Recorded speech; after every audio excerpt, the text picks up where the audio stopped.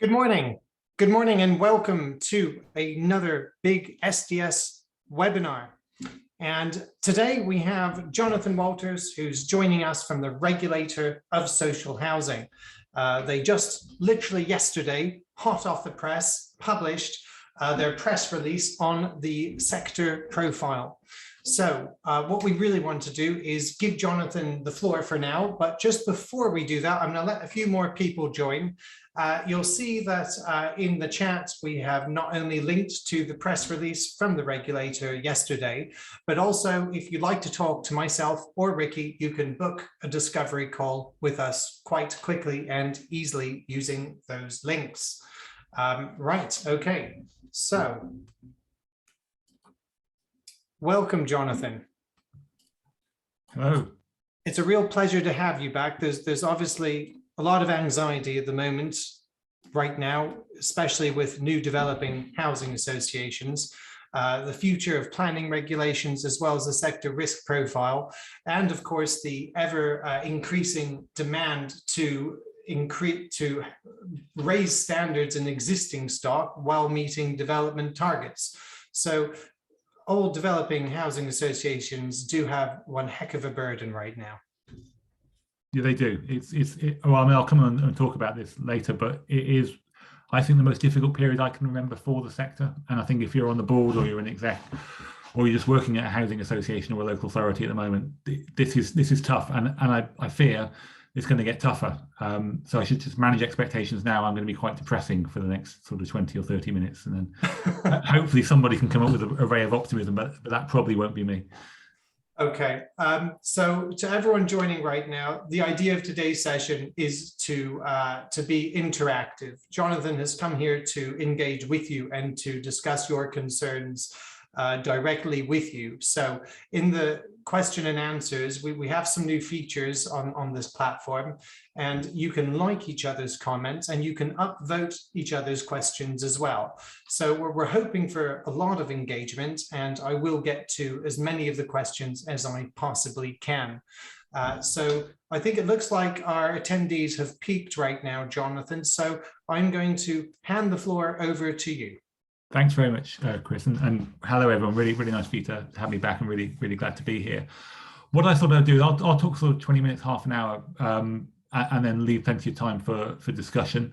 Anyone that's hopefully seen me speak before will know I'm really up for challenging questions, difficult questions. Don't leave things said unsaid. Don't leave things said unsaid, because no regulatory judgments are at risk here. This is absolutely a kind of hopefully a sort of reasonably free and frank discussion, and I'm not going to judge anybody on how difficult the question is that you asked me. So what I thought I would do is just sketch a little bit, maybe building on the sector risk profile. And if you haven't read it, I commend it to you highly. It came out yesterday, as Chris was just saying, 20 pages long. Print it out, put it under your pillow, have nightmares, wake up in the morning, and then work out how you're going to solve the problems, because there's quite a lot in there, and it's definitely worth reading.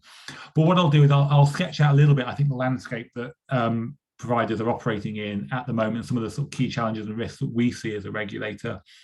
I'll talk a little bit about our role and how our role might evolve and how that might have an impact on organisations, and then we'll definitely open up to questions and thoughts and comments. So if we start right up at the big macro level, the thing to observe obviously is we have a new department name, we have a new Secretary of State, and we have a new set of ambitions, I think, that are going to very much impact on the sector. So Michael Gove has been very clear when he's been speaking that, in his opinion, DLUC, or whatever we're going to call it, is a new department. It's not simply MHCLG with levelling up stuck on the front. It is actually a new department with a new set of priorities, and that's very much the spirit with which he's approaching this. And I think that's going to be a really interesting time. What he's also made very clear, actually, he's done this in public announcements and in sort of private comments and comments to officials and so forth, is be clear that he is actually quite interested in social housing. I think when he was arriving, everyone was kind of like, well, how much interest is he going to have? Where's the attention going to be? And clearly, the top of his inbox is sorting out planning and working out what levelling up means for this government and what policies flow from that. And obviously, he's got an army of new ministers and advisors in that are going to help with that. So Andy Haldane's coming in for a 6-month secondment. We've got Kemi Badenoch and we've got Neil O'Brien. And Neil O'Brien's, I think, a really interesting character if anyone's kind of followed his work over the years when he was at Policy Exchange and elsewhere. He's clearly got views about social housing, about the sector, about housing and the economy, and that's definitely worth looking into. Those of you who kind of know Michael Gove most from his time at education, I think there he did come in with a very strong, kind of view of the world, because he'd been the shadow education spokesman prior to the 2010 election. So he knew what policy agenda he wanted to drive through when he arrived through the door. I'm not saying he hasn't got some views already, but I think he is very much in kind of questioning, listening mode. So I think that's really good. He's talking to people, he's asking really interesting first order questions about social housing and how the system fits together. So I think there's some really interesting opportunities there for the sector. But one of the things I would say about this government more generally is it's not, so I'm talking about this kind of Boris Johnson era Conservative government as opposed to previous iterations of the Conservative Party in power recently, is that they don't, I think, have a very strong view about social housing. So Cameron and Osborne really didn't like social housing. Theresa May and James Brokenshire, sadly missed. Gavin Barwell and those people when they were kind of in power, I think they saw social housing and social housing providers as key anchors in communities that were left behind, and so they really wanted to work with social housing providers about reconnecting broken communities back into in the mainstream, if you like. Which are two very different views of the role of a social housing provider and social housing in the economy. I think the impression I get is from Boris Johnson and the iterations we've had so far is that social housing is something they'll work with, but they're not particularly pro or against. That they've got an agenda they're trying to pursue over here, and it will have an impact on social housing. So planning reform, access to home ownership, levelling up, all of those things. I think those are the things that government are thinking about, and they only think about social housing insofar as it helps them with those other agendas. If that makes sense. Yeah, and what was Jenrick's output? He wasn't interested at all. He was completely, his focus was home ownership, and a real interest in things like starter homes and how do you help more people into home ownership. And that is the natural Conservative reflex. I mean, that's where most Conservative ministers will go first. So I'm speaking to people about the first homes who are now sort of on the fence about it. Is first homes gone now, do you think? That's so. I wouldn't like to say. I don't know if I'm completely honest. One of the real questions for Gove is sorting out planning, and obviously first homes is linked to a lot of the planning stuff. I think all of that is not necessarily in the air, but I think it's kind of under review. I think that the government is thinking that that process through. Okay. Very definitely. So it's not a negative political backdrop, nor is it massively favourable. I mean, I think it's really good that ahead of the spending review, both Homes England and GLA got their programmes announced, so that money's kind of out the door. In terms of the spending review, it looks to us like it'll be reasonably quiet in terms of social housing, so we're not anticipating any big announcements about either social housing capital spend or rent policy or anything else in this spending review that we think will impact on the sector.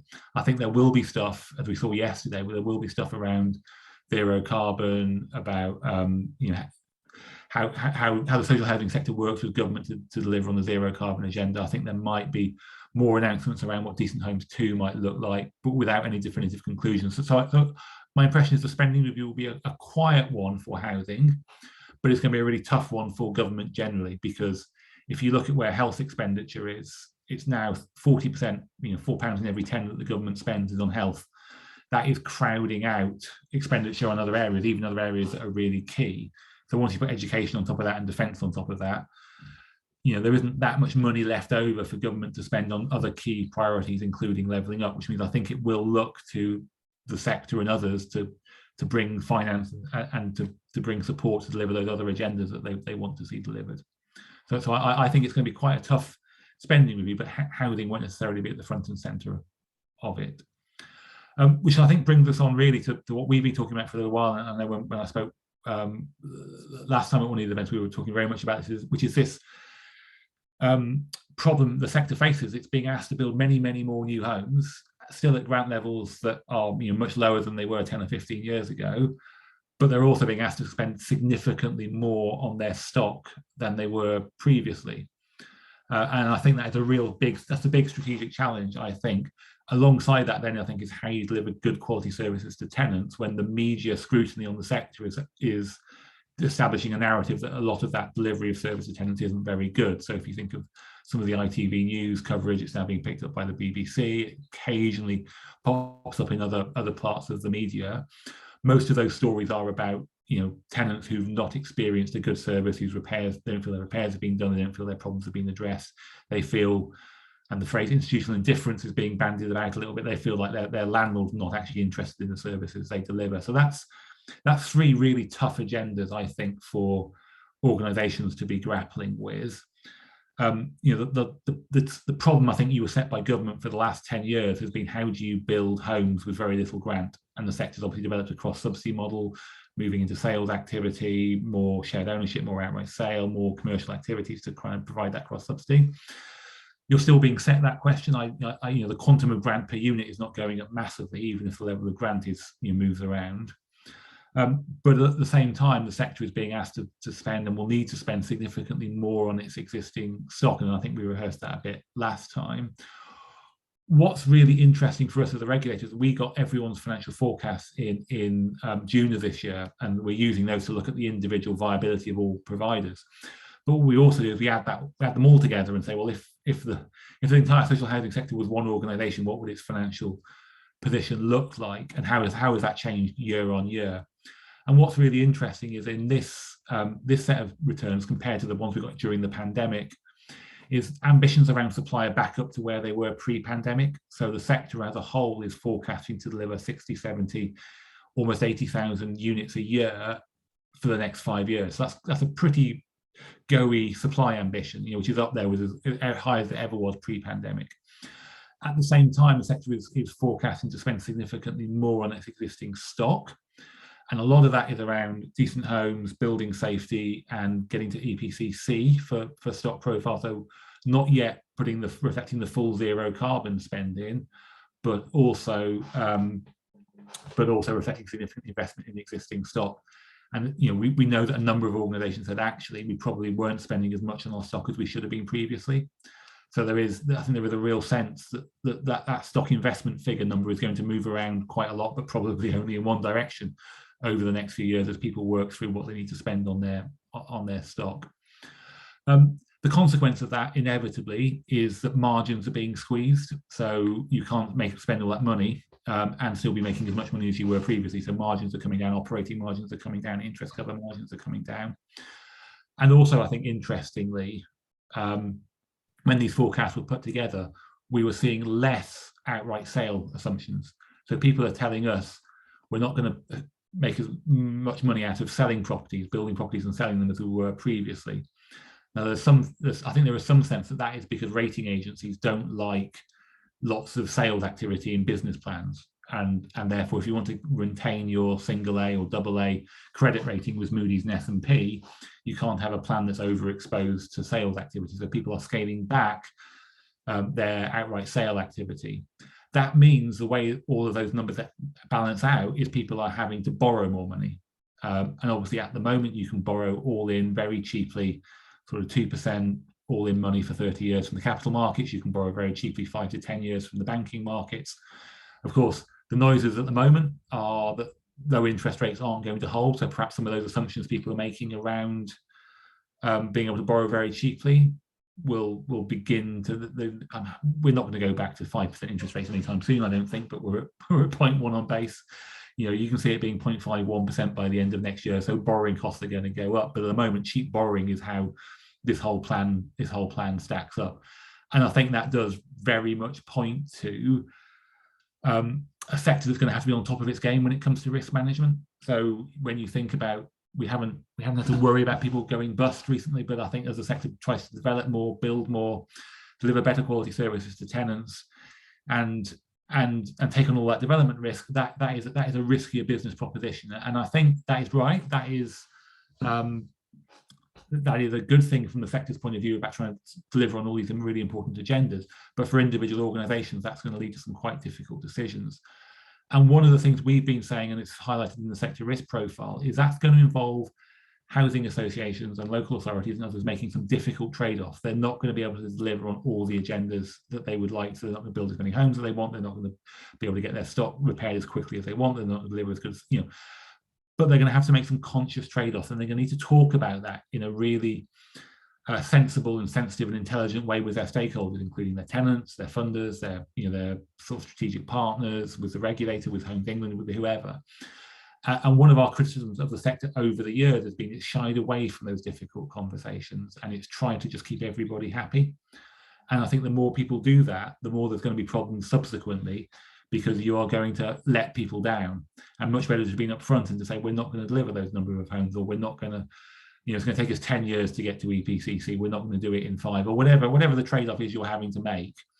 Talking about that intelligently and talking to your tenants about it is really important, I think, more so than ever.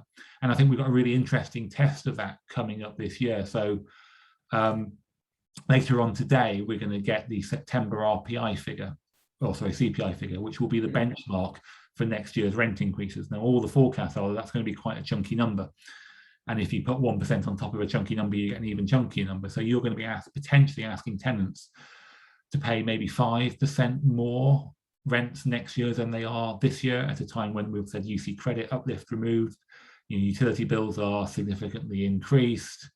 So this is going to be quite a difficult conversation with tenants, and we know that lots of landlords are worrying about how they're going to do that, but they're also worrying about the fact their experience of their own cost inflation, so how much they're having to pay for materials, how much they're having to pay for skilled labour, how much they're having to pay for care and support staff. Lots of places across the business are experiencing quite high inflation because of what's going on in the wider economy. So I think what we've been hearing from lots of organisations is we can't not put our rents up. We're not sure whether we have to put our rents up by the full amount, but given the cost inflation we're experiencing as an organisation, if we don't do that, if we don't put our rents up, some of those key objectives we want to deliver and people want us to deliver are not going to be delivered if we don't put the rent increase through. And I think this is a really good example of where you're going to have to make a difficult decision, and you're not going to keep everybody happy. Whatever you do with rents, if you put rents up by the full amount, you're going to have tenants and people saying, actually, this is impossible. All the other pressures on our household budgets, how can you expect us to pay more? But if you don't, and then you're not delivering the homes, or you're not doing the services, and you're not doing the repairs because you can't afford it, that's also going to come back and bite you. So this is a really good early test case, I think, of where the sector needs to talk to its stakeholders honestly and transparently, and talk about some of the trade-offs, and bring people with them on whatever the journey is they go on in terms of how they make that decision. The very, very worst thing, I think, would be lots of hand-wringing for the next 6 months and saying this is all terrible, and then just putting your rents up anyway. I think you've got to talk to people and take them on that journey. And if you're going to put your rents up by the full amount, you need to think about how you communicate that. And as I know a lot of organisations are, think about, do you put more money into hardship funds? Do you find a way to mitigate it where it's particularly difficult for your tenants to afford those rents, and how do you do that? That is a really tough decision. It also speaks to one of the other concerns we have as a regulator, and I think this is coming up more and more, is just about resilience in the sector. So we talk a lot about financial resilience and stress testing and all of that stuff, but I'm talking here more about organizational and personal resilience. So I think we are aware it has been a very, very tough 18 months running a housing association, or working for a housing association. It's not been an easy 18 months. Frankly, the next 6 to 12 months don't look any easier, given what's happening in the wider economy, given how difficult season we might have with the pandemic and with flu and with everything else over the winter, and the difficulty about getting access to skilled labour and materials. That's going to be difficult. And I know, speaking to a lot of chief execs and senior execs and board members, either for themselves or for their colleagues, people are worried about how long can people keep going with this, and how organisations look after their staff and try and protect them is also going to be really crucial, I think. But that's going to be really difficult when there's so much to do and the agendas are so pressing. But finding that space to invest in the resilience of your staff and your organisation is, I think, going to be really, really important. And then I think finally, one of the last bit from the sector risk profile that I really want to highlight is, and again, a point that we've made previously, but I think is becoming increasingly important, is the quality of information about all the challenges your organization is facing and how you get your various systems to talk to each other. So one of the things that's become apparent as we've done IDAs over the past year is that the quality of stock information isn't perhaps where you would want it to be for such asset-focused businesses with such a pressing need to invest in stock. People's understanding and knowledge of their own stock isn't always where people would want it to be. And that's before you link it to, well, what do we know about our stock and what do we know about our tenants and how do we get those systems to talk to each other and leverage real insight into what's going on within our business and with our customers. And I think lots of people are really struggling with that. And that's not an easy fix. Lots of organizations have multiple systems, particularly where there's been a history of mergers in organizations. You might have 3 housing management systems and 2 stock systems and 2 finance systems. Getting to talk to each other is basically impossible. But the sheer hell of implementing an integrated system is also frightening and keeps getting put off. But I think this is an issue that people are going to have to grapple with.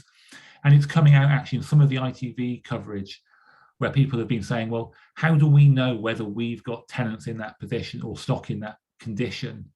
How do we know what we don't know about our stock and our tenants? And when we look at our information, can we leverage it from that, or are there other ways we can do that? Are there other things that we can do to get to really understand what's going on within our businesses? So I think that is a really difficult issue. But I think if people aren't grappling that, we've seen over the past few months, that will come back and will hurt the sector, frankly, because some of the reputational hits the sector will take if ITV News or Twitter or whoever is the first person to spot these really significant problems going on in stock, and the organization is kind of on the back foot all the time. And I completely get that that's not a quick fix. That's really hard. You cannot do that tomorrow. But it feels to me that's a really important piece within that. Given all those challenges and everything that's on the plate of housing associations at the moment, I just want to say a little bit about how some of that is playing out actually with government. So I think government is at the moment broadly sympathetic, but one of the narratives that is beginning to gain traction actually is that the housing association sector has got so much on its plate that government can't rely on it to deliver the new homes in the future. So I think there is increasing political interest in the new entrants, the for-profit organisations that are coming into the sector, and obviously there are people who are already here like Sage and L&G and M&G, and we've got others who have either just registered or are publicly registering organisations. So we've got McCarthy and Stone, we've got British Land. There's quite a lot of interest, and there's lots of companies beating a path to our door who haven't gone public yet, who are talking to us about wanting to come into the sector. So there is a real interest from commercial and for-profit organisations to come into the sector. And one of the questions I think for housing associations is how much you want to accommodate that and say there's just so much to do here, let's all put our elbows to the wheel and try and do it, or how much you feel that they are a direct competitor and a threat to the sector. And there's obviously a lot of anecdotal evidence that as more people come in bidding for 106, what happens is 106 prices go up. So actually you don't get more homes being built, even though there's more capital coming into the sector to build more homes, you don't get more homes built because all that's happening is it's feeding through into land cost inflation. So I think there are some really interesting ways about how all of this fits together. And some of those are obviously questions for Homes England and the GLA and for government. But some of those I think are for the sector as well, about how you operate in that environment where you have some commercial competition that you've not perhaps got used to previously, and is your organisation fit enough and ready enough to deal with some of those challenges. So I think that those are a really big set of kind of challenges for the sector. And I'll just quickly finish off if that's okay, Chris, and then we'll open it up to questions. We as a regulator, we are still very much an economic regulator. So we are, when we're thinking about the world, we've got 180 staff, 170 of them are economic regulators. A lot of the conversation recently has obviously been about consumer regulation and the world to come as we get a proactive consumer regulation regime.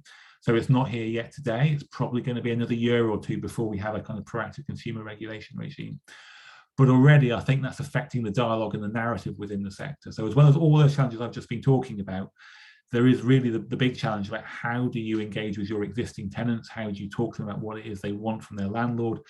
And how do you have that as a sensible dialogue? And I think most tenants are not, they're definitely not stupid, and they're very realistic about what they want from their landlord. They don't want gold-plated taps, but they do want a good quality repair service. They want to be listened to when something goes wrong and they complain. They want the complaint to be dealt with swiftly, and they want to be treated with dignity and respect. Some of this is really relatively straightforward stuff, but some organisations are clearly struggling with it and how they engage with their tenants. And I think there is going to be much more focus, obviously, from the regulator over the next 2 or 3 years on that consumer experience piece. How do you listen to your customers? How do you engage with them? How do you deliver a good service to them? And how do you treat them with respect? Those are all questions that I think speak to the culture of an organisation. And really linking back to that resilience piece, I think unhappy and stressed employees will deliver a poorer quality service to your customers than employees who feel empowered and feel like they're doing a really worthwhile and important job. So I think hopefully I've sketched out some really big challenges for organisations. Those are the sort of things I think you can expect the regulator to be talking to you about in IDAs. But I'm going to, conscious I've talked for 25 minutes, so I'm going to stop there, and I'm really happy to open it out to questions, thoughts and comments that people have. Thanks a lot, Jonathan. We really appreciate that. So we're now open for questions. Please do keep them coming in. Also, if you'd like to join us, then I can also let you sort of join the actual webinar. So let me know, put your hand up if you'd like to join it, and I will make you a panelist, and you can come and actually have a face-to-face chat. So first question, this one here is from Mike Kirk.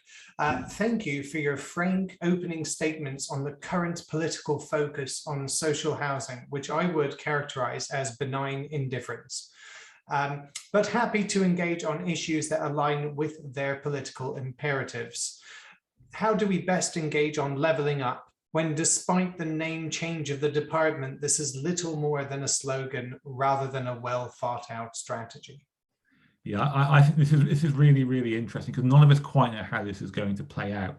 So one reading of what's happened is we're going back to, and this is showing my age here, we're going back to the days of John Prescott and the ODPM, which was a kind of predecessor of what is now DLUC and what was previously MHCLG, where obviously housing communities, but with a kind of wider economic regeneration remit. And what we don't really know, I think, is whether levelling up is going to be a long-term considered piece. And the initiative that always comes to my mind, partly because I was involved in it at the time, is the kind of Pathfinder initiative that the new Labour administration had, where it identified 9 weak housing markets in the North and Midlands and looked at some quite radical interventions in those housing markets to try and address both the housing and the economic position of those regions. And I don't know where, and that was built on the back of really serious academic research at the University of Birmingham and elsewhere.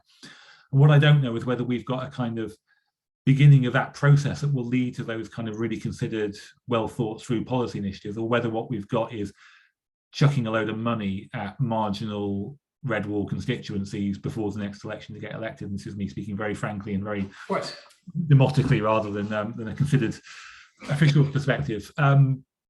But I think we don't yet know what that is. I mean, given that you've got Neil O'Brien and Michael Gove and Andy Haldane, for me that speaks to the former rather than the latter. But what we don't know is what the influence of Treasury will be, what the influence of Number 10 will be, what the political imperative will be. I mean, the keys, I think, so often when you're talking to Conservative ministers, frankly, is around home ownership. That is the thing that tickles a lot of their buttons. It ticks a lot of their buttons. You know, a lot of, yeah, I think a lot of the Conservative Party analysis of why they did well in red wall constituencies, actually, if you look at it, is because they think home ownership was relatively more affordable in those areas. So actually what you were seeing was where the national picture was home ownership falling in a lot of those red wall constituencies, you saw rates of home ownership increasing because you only needed 2 people on a reasonable medium salary, and they had reasonable aspirations to get on the property ladder. Whereas obviously in London and the South East, that's you have to be earning an awful lot of money or have external financial help to get on the property ladder. And I think part of levelling up is extending that offer of home ownership more broadly across the North and Midlands, as well as addressing some of the economic factors. So I think home ownership is still the currency in the language that the government deals in. It's really interesting though, and these really are straws in the wind, but Michael Gove has been talking publicly about needing to build more social housing, and what we don't quite know is how that's going to play out for him. So I think keep talking about social housing as well, but I think always remember to talk to the government about home ownership. Okay, thank you. Thank you, Jonathan, and thank you, Mike, for your question. Moving on to another question now, we've got David Brown. Another aspect of Gove's brief was the union. Do you think this means money prioritised outside of England? That's not the impression I've got, because one of the great beefs in the north of England has been that, relatively speaking, Scotland, Northern Ireland and Wales get significantly more under the Barnett formula than depressed regions in England do. So I'm not sure that just chucking money at the situation is the issue. And I am no expert on politics in Scotland, Wales and Northern Ireland, but it feels to me that it isn't all just about money, and previous governments have tried spending more in those areas, not necessarily with a great deal of success. So the sense I get actually is levelling up as an English agenda, and the union is more about trying to hold Scotland tight and close. Ah, okay, that makes sense. Thank you. So here's one from Rob Shelton. Given the focus on the environment and sustainability, is there any appetite from the regulator to support a standardized set of metrics to measure the sustainability of new housing? So I don't think it's an area where there will be regulatory metrics. One of the things we are very keen to encourage, and we're encouraging where we see it happening, are where groups of organisations are coming together to work on these issues, whether that's around metrics. And we've seen that actually with ESG reporting metrics. The sector's actually been quite good at getting itself together to come up with metrics to report ESG for lending purposes. And I think there's definitely an initiative there that can be built on in terms of other metrics. Just going slightly wider than the question that was asked, one of our just slight worries at the moment actually is when it comes to zero carbon and the route map and how you get from A to B, and clearly we're still digesting what was announced yesterday, is one of the problems up till now has been governments kind of being sat there saying to the sector, well, let's see what you come up with. You could go off and try a few things and come back and tell us what works. And the sector's kind of been sat there saying to government, well, you give us a strategic lead about what it is you want, what are the technologies you want to back, and we'll follow your strategic lead. And there's been a bit of a standoff for the past 18 months, it's definitely felt like. Haven't quite worked out whether yesterday's announcement will kind of crack that. I suspect not. But I think there is the dialogue that's not quite happening or is misfiring at the moment between the sector and government about the choreography on zero carbon as it plays out in the social housing sector. Those anxiety levels over the technology that needs to be used and the investment, we're running out of money. If we invest in technology, it needs to be replaced every 5 years. This is what I'm hearing. Yeah. Then we're going to end up dry. So that there's a very real anxiety there. Do you think the government will budge on that and perhaps sort of do some sort of a program where they can back a certain technology? So I think this is one of the things that's going to be kicking around in the spending review. So I'm hoping after the spending review we might get a bit more clarity on this. The impression I get, and I think I've said this before here, that I think the government is going to use and look to the sector and use it to drive whatever the right technology is before it really tries to roll it out to homeowners. And also, crucially, I think to build the capacity in the supply chain so that the unit cost comes down, so that when they're asking homeowners to pay for this tech and this technology, that it's a more acceptable proposition. Someone at a conversation I was involved in yesterday said the problem with that is if it goes wrong, you're basically asking the poorest members of society to experiment with a load of kit that we don't know whether it works properly, and they're the ones that are least able to pay for higher energy costs if it doesn't work for them. So I think there's a real challenge there, and I think getting that dialogue right is proving quite tricky. Thank you, Jonathan. Please keep your questions coming in. Jonathan, I was just looking at the paper myself, and one of the key bullet points you've highlighted is the current macroeconomic climate is uncertain and boards will need to manage their access to labour, skills and materials, particularly as these affect serviced attendance and new development. How is a board meant to manage labour and skills and materials in this kind of a climate? So, I mean, the first thing, as always, is information. So knowing where you are is a really good place to start. So I mean, hopefully this is on boards and particularly exec teams' agendas. It's one of those things that's really easy to say. It's really hard to do in labour markets, and we've been hearing for 6 months or more of particularly in the subcontractor market, people just leaving sites and moving on. We're hearing about HS2 just sucking in an awful lot of skilled labour from other parts of the country. Similarly with Hinkley Point in Somerset. So there were a lot of challenges. A lot of this will turn clear then whether you've got your own DLO or not. and how much you've outsourced it. I think a lot of it also, for people that have got fixed price contracts with companies, I think one of the real challenges is there's a real danger if everyone is held to those fixed price contracts, those companies will not survive. But clearly boards don't want to just sign blank checks and pay for unnecessary cost increases. So I think having proper and proper client management, clienting of your subcontractors, I think is incredibly important. But this is not easy. And I think one of the things, back to this kind of conversations point, is if you're experiencing those difficulties accessing supplies and labour, you need to be talking to people who are going to be affected by it. And talking to your tenants and explaining why things are going to take longer and why it's going to be difficult. And I fear that over the course of the winter, the sector is going to get more negative press coverage because it is going to struggle to deliver a lot of the repairs. And there is still quite a backlog of repairs to catch up with from various lockdowns, and planned works programs and replacements of key components and so forth are behind where they would have been. So I think some of this is about understanding where you are, some of it's about reputation management, and some of it's about clienting your subcontractors, but ultimately you've got a limited budget. You can't just be held to ransom by others. So it's one of those where there's not an easy question. I think our plea is that you know where you are and you talk intelligently to your stakeholders about it. Thank you. Thank you for that clarification. Very, very helpful.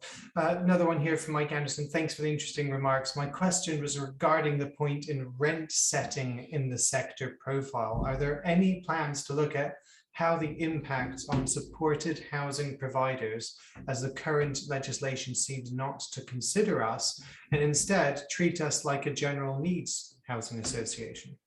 Yeah, so I mean, the supported housing space, I think rents generally is difficult for government, but I think supported housing is really difficult, and people will probably know, as a regulator, we've been having all sorts of problems with particular models of supported housing provision, particularly in the exempt supported housing space and the specialised supported housing space. And then you've got the kind of more general supported housing that a lot of housing associations still provide, where there is a degree of uplift. You can charge 10% more for supported housing than you can for general needs, but it is quite limited. This is where I get to cop out a little bit, because the rents that we set are actually set for us by government, so we don't get to choose what the rent settlement is or the rent increases. That's a government decision. They direct it to us, and then we ensure it happens through regulations. There is an awful lot of conversations going on in government at the moment about what the post-2025 rent settlement looks like. So at the moment we're on CPI +1 till 2025, following the 4 years of rent cuts. The real focus on government at the moment is, what does a long-term sustainable rent settlement look like after 2025? And supported housing plays into that. Levels of service charges play into that, as does just general needs rent levels. The government, I think it's fair to say, was really badly scarred. I don't know if you remember 2 or 3, maybe a bit longer than that, 3 or 4 years ago now, they introduced the local housing allowance. They said they were going to introduce the local housing allowance into social rented properties, on the assumption that, well, most social rents must be below the local housing allowance. This is just a bit of tidying up. But what it had was a really devastating impact on providers of supported housing, because actually a lot of supported housing rents are above the LHA for very good reasons. What that did, though, I think, was it really unnerved government about kind of one of those classic things: you pull a lever over here and the trapdoor over there opens, that you never expected to happen. And what that has made government really nervous about is doing anything in the supported housing space for fear of unintended perverse consequences. So this is a very long-winded way of saying, actually, you're not going to get an answer on any changes to supported housing anytime soon. But I do think there is a period between now and probably next year, while government is doing its thinking about the post-2025 rent settlement, to have a discussion with government about what that might mean for supported housing. But I think being very conscious of the fact government is very nervous about supported housing, because it's got a very recent memory of doing something it thought relatively uncontentious turning out to be very difficult. And actually, it's a bit like council tax revaluation, adult social care, even social housing rents. The government's really nervous about doing anything in those areas, because there will be winners and losers to whatever they do, and the losers will make a lot of noise, and therefore often it's a let sleeping dogs lie approach, which then you then build up perverse consequences, but on a quiet basis rather than the big bang. And the danger is, unless people are having that conversation, that's what will happen. We'll just roll over where we are with rents in both general needs and supported for years to come. So I think we have a once in a 10-year opportunity to have that conversation over the next year with government. Thank you very much, Jonathan. Again, very substantial. We really appreciate that response. Certainly not probably the answer wanted to hear, but we have a future framework. So here's one from Mike Kirk. Hi, Jonathan. How do you think that the sector can best approach truly modern methods of construction? Now, I'm laughing here because we've talked about this over and over again, and it's been brought up quite a few times. We've actually got a whole webinar we're doing on the 2nd of November, only based on modern methods of construction. We've got Devonshire solicitors talking about contracts and other speakers, but I'll just finish his question here. When there are still very real issues in terms of lenders, not generally, but currently enabling charging of such homes by RPs and mortgage lenders, also not currently lending on these sorts of properties. Do you sense any appetite from the government to help drive this forward? It's a really good few. I thought someone was going to ask me a technical question about MMC, which I would not be well placed to answer. I was going to just go into your webinar instead. So in terms of lender and lender charging, it's an issue that comes up very regularly, and we meet with UK Finance quarterly. So this is something we talk to the lenders about regularly. It really at the moment comes down to the individual risk appetite of individual lenders, as I think the question was implying. I think it's proving really hard to get a lot of credit committees over the line internally. So I think you're right, some pressure from government. I think there's a big role here for Homes England as well. I mean, it's obviously a big promoter of modern methods of construction, and it also does quite a lot of lending itself, and it does, like us, it has quite a lot of contact with lenders and funders. So I think we are all talking to them, but clearly these are independent commercial organisations that have their own risk appetite. So it's really hard to force anyone, but I think the pressure is being ramped up behind the scenes. I know how frustrating it is, because it does come up. It does come up very regularly. Over the last year or so, Homes England were talking about an initiative that they were championing to increase the supply chain and to bring the costs down. I've never heard a thing about that. Did that disappear, or is that still bubbling as do now? I mean, obviously there's been a change of leadership at Homes England, and I think there's been a period of sort of, with Peter Freeman coming in, I think he's been sort of conducting a bit of a strategic review of the organisation, and just making sure he's comfortable with where it's going. So I think some things have kind of been put on hold while obviously they've recruited the new chief exec, Peter Denton, who's there now and is getting his feet under the table. So I think the new chair and chief exec are kind of working through their priorities. So I would expect, as that strategic review concludes and they kind of push on, then I think you will see more from them. But I think there has definitely been a hiatus. Thank you. I've got a question here from Nikki Barnes. How will the introduction of the first home's tenure impact on the view of the risk profile of the sector? So it's a sales product like other sales products. So if you're a provider of first homes, you're taking on sales risk, clearly. Clearly, there's a kind of planning and government support piece in this picture as well, but it feels just like more sales risk, if I'm completely honest. So it's, as a regulator, we don't have a problem with sales. I know the rating agencies are worried, and we, a plan that is purely dependent on sales is a risky one that's purely dependent on rent. Clearly, they're different ends of a spectrum. There's nothing inherently wrong with sales, but I think it does make you a bit riskier, if I'm completely honest. Is it the same level of risk? Is it this? What about shared ownership? Do you put them all in the same category? It's all sale, it's all risk. No. So I think there's a continuum. So in terms of quality of cash flows, the very safest cash flows are housing benefit back rent on social rent, where you've got a retired person in there and the housing benefits going direct to the landlord. And that is, that's copper bottom, isn't it? So you go through that, then you've got various iterations of the rented product as people are more and more responsible for paying the rent themselves, different quality of cash flows as you go through there. Then I think you're into your market rent products. Then you're kind of into your shared ownership type sale products, which are not as risky as open market sale, and probably first home sits somewhere between shared ownership and an outright speculative build for sale market development.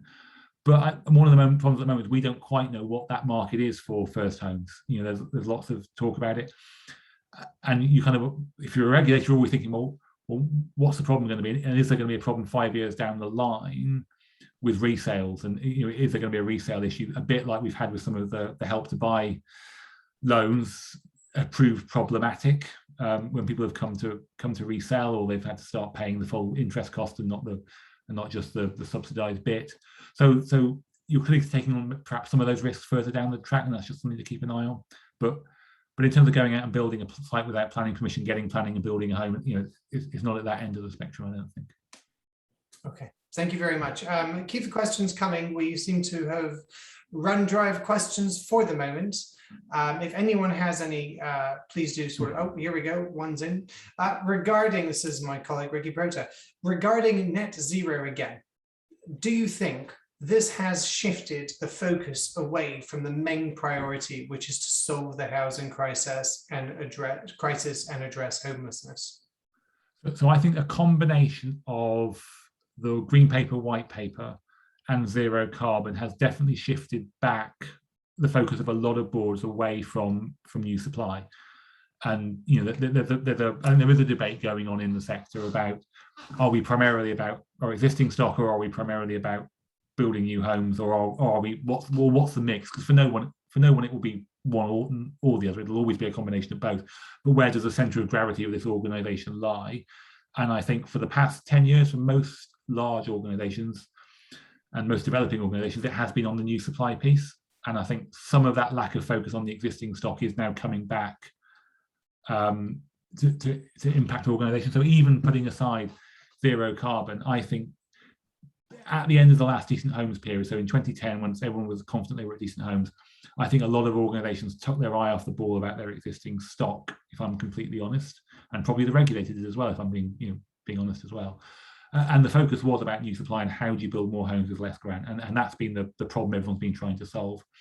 I think that now means we have got a challenge about the quality of existing stock, the quality of information about existing stock, and a kind of related point about the quality of services to tenants, which is bringing board focus back more to that piece. I think that is a more balanced place. But I think, typically the risk is for organisations is government is really interested in supply.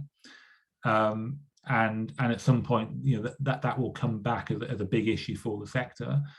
And where government generally tends to go with this is about value for money. So it's often played out actually as government saying to the sector, you should be more efficient, you should be more lean, you should be building more homes, you should be taking costs out of your business. Or it goes to where it is at the moment, I think, which is, are there new entrants that can come in and fill the supply piece that traditional housing association sector is not filling? Do we need to go elsewhere for our new homes? Is a kind of government question at the moment, which I think is a new threat that's not really been there before for housing associations. Sorry, Chris, you're going to come in. I was just about to say, on the topic of new entrants, we've seen local authorities take housing programs back in-house again. So they would ship them off to an Elmo, or have a company owned by the local authority, or just use the housing association in a partnership. But now, because the spending cap has been, it was lifted, now you can basically, we are seeing a shift and a trend of the housing associations being saddled with their stock and having these sort of challenges. Whereas if you just start developing again, you can do it completely fresh.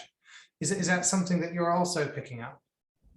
I think we are, but the one caveat or one rider I'd put on that is then some local authorities are struggling with delivery. So, they've got a lot of the same challenges. So what we have seen in a few places, that's actually slowed down the delivery of homes, because as the local authority kind of skills up and develops. The other conversation we've been having a lot with local authorities recently is just, although the borrowing cap was lifted, given zero carbon, the pressures on the HRA are massive.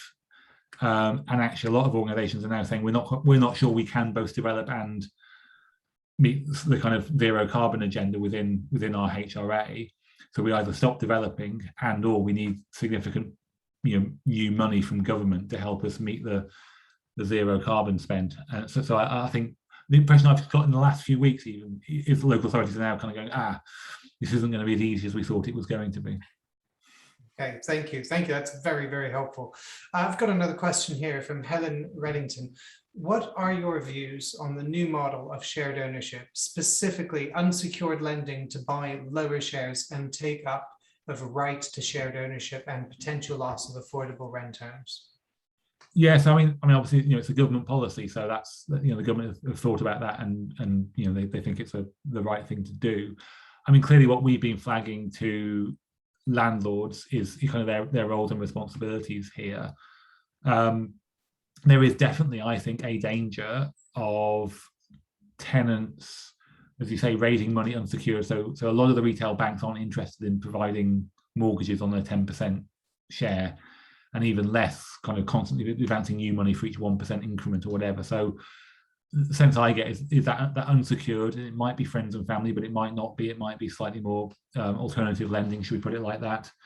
And then the first 10 years you might get away with, but longer term, I think that is potentially creating unsustainable tenancies. So I think that access piece about who gets it, who's eligible for it, I think is really, really important and really difficult. So you can definitely see a risk down the track for landlords here, where you've sold a 10% or 11%, 15% share, and in 10 years' time, the occupant is really struggling to maintain the property and is beginning to feel that they were missold. So I think being really clear with people as they buy these properties, the remits and the risks they're taking on, even if those risks are 10 years away, I think doing that is really important, because I think we can all see how this might play out in a not very good way. So high risk. I think so. I know people have taken credit cards to pay for their shared ownership loans. Yeah. That's never going to be good, is it? It doesn't end well, does it? Right. Mike Kirk again. Hi, Jonathan. I echo your comments on the weight of focus generally within the sector. One of the issues that the sector has to address is how do we truly offer customers/residents the same experience in a home that is, say, 60 years old versus one that is 6 months old. So both parts are important, but the weight of existing versus new supply, see 2000 PA, needs to be clearly understood by the board, and importantly by our customers and residents. Yeah, and again, I mean, particularly with the customers and residents, that often involves thinking about how you talk to those people. So I mean, we've been obviously doing a lot of discussion with residents, as we're beginning to think about being a proactive consumer regulator. And one of the points I'm always very keen to stress is it's a false dichotomy between existing residents and future residents. And when you talk to tenants and residents, a lot of them will they want more affordable housing, they want more social housing. It's not that they're against new development. I think it's when they feel that new development is at the expense of a good quality service to them. So I think that really does speak to having that open and frank dialogue with them. And sometimes you'll be giving the messages they don't want to hear, but the impression I get is most people would rather be treated as adults and being told the truth, if you like, a bit more about the unvarnished truth, rather than trying to pretend that everything is rosy in the garden. And when you get things wrong, holding your hands up and saying you've got things wrong.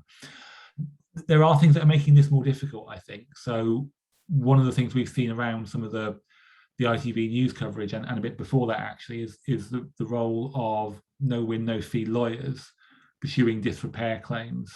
And I think we have seen where tenants have felt more remote from their landlord, a greater willingness to go down those sorts of routes. And that leads to some really perverse consequences. The lawyers saying don't give your landlord access to the property so that they can sort the issue out, so that you can then sue them subsequently, and then looking for big claims and taking money out of the system. So I think if you're not owning that narrative, others will come in and fill it for you. And I think for some organisations, talking to existing customers is kind of seen as a bit of an add-on. As a bit of a sort of, it's all about face painting and drafty church halls types approach, rather than a kind of more modern customer engagement piece. And I think the better organisations are more in that space. Thank you very much, Jonathan. Once again, really great answers here, and thank you, Mike, for your questions. I've got another one here where we're coming to 11 o'clock, but I'll just finish with David Brown. What are the regulators' thoughts on setting differing rent levels based on actual cost in use of a differing property performance, i.e., if it's cheaper to run, should the rent be higher? So I suppose there's two sides to that. One is, if that's something you want to do within your existing rent constraints, I think obviously you're entitled to do that, and you'll need to make decisions sort of locally and on the ground as to whether you want to do that. If what you mean is, should the government change the rent settlement so that you're allowed to charge higher rents on more energy efficient homes, which I know is something that's come up in a number of places. I mean, that's definitely an idea that government have been thinking about. I think the general view is there are a number of reasons why government's not very keen to go there. Some of that's about simplicity. So some of that is about it's just easier to explain to tenants and the outside world what a simple rent settlement looks like. Some of it is sometimes fear about inferior home. It may be a better insulation and so on. But unless residents are brought into and believe in using the technology in the home that allows them to run it more cheaply, then you can end up penalising residents by putting in technology they didn't want to heat a home in a way they didn't want, and then charging them a higher rent for it when they never asked for it in the first place. Can feel like quite a difficult narrative. So I don't think it's simply about the rent level. I think it's about the package of engaging with residents and talking to them and how the whole thing fits together. So I would be surprised if government went down sort of formally that sort of route.